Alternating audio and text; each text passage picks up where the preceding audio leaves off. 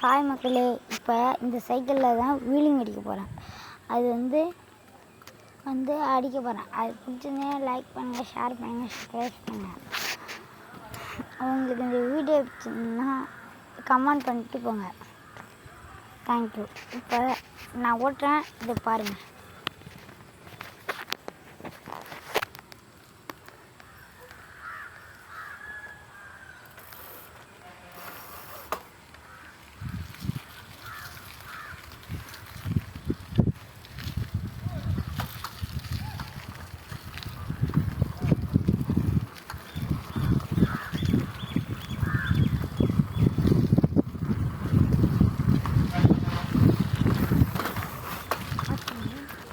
பார்த்தீங்களா மக்களே,